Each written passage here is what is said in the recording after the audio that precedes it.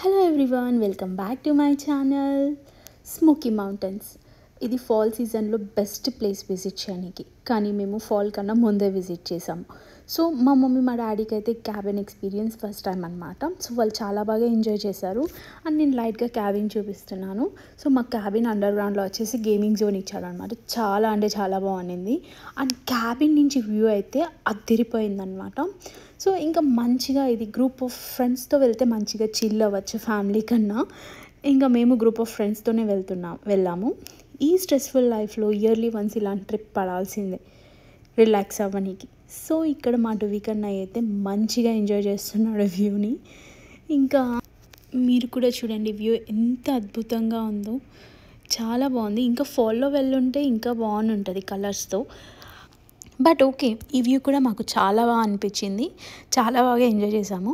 ఇంకా ఫ్రెండ్స్తో వెళ్తే ఆ ఫన్నే వేరు కదా. మంచిగా నైట్ అయ్యేసరికి గ్రిల్ చేసుకొని జకుజీలో కాళ్ళు పెట్టుకొని మంచిగా ఎంజాయ్ చేసామన్నమాట. ఇంకా స్మోకీస్కి వెళ్తే ప్రతి ఒక్కరు ఏదో ఒక యాక్టివిటీస్ చేస్తారు కదా.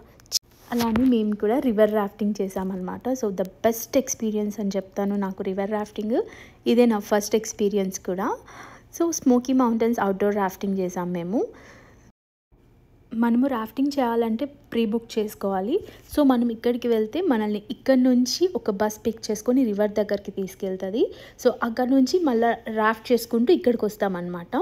సో చాలా అంటే చాలా బాగుంది.